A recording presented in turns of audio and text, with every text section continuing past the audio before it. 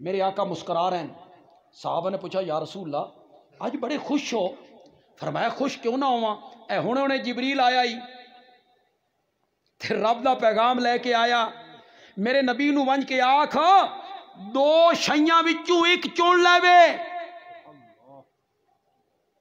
پہلی شے اگر میرا نبی آکھے میں انہاں دی ادھی امت نو بغیر حساب کتاب دے جنت بھیج دینا.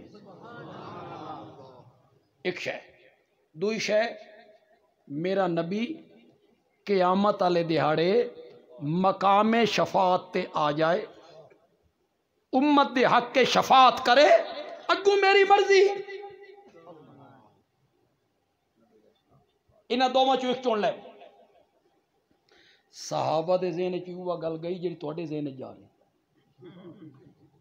ادھی امت بے مت ادھی امت وچ لیٹی بھی آندی ہو نال ٹمن بھی آندا ہوئے, اس ادھی امت ایو گل انہاں دے ذہن وچ گئی.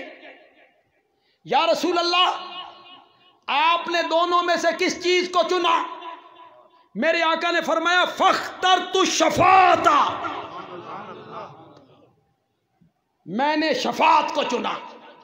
یا رسول اللہ ادھی امت جا رہی ہے, ادھی امت اس نو تساں پسند نہیں کیتا تے شفاعت نو پسند کر لیا.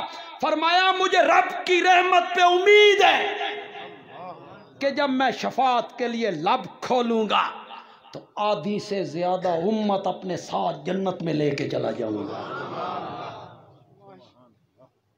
او میری امت کے لوگوں, میں تمہارے حق میں شفاعت کروں گا. تمہارا مشفق پیغمبر, مہربان پیغمبر تمہارے حق میں لب کھولے گا شفاعت کے لیے, لیکن ایک گناہ کر کے میں نہیں ملنا. اگر وہ گناہ کر کے میرے کول آؤ گے, من شفاعت دی اللہ نے اجازت بھی نہیں دینی, میری شفاعت تو محروم ہو جاؤ گے. صحابہ نے پوچھا یا رسول اللہ او کیڑا منحوس گناہ ہے جس دا مرتکب قیامت والے دہاڑے آوے تے تواڈی شفاعت تو محروم ہو جائے؟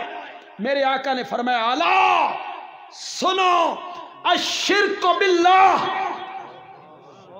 الشرک باللہ, اللہ کی ذات اور صفات کے ساتھ کسی کو سانجی اور شریک بنا کر میرے پاس آؤ گے تو اللہ مجھے شفاعت کی اجازت نہیں دے گا, میری شفاعت سے محروم ہو جائے.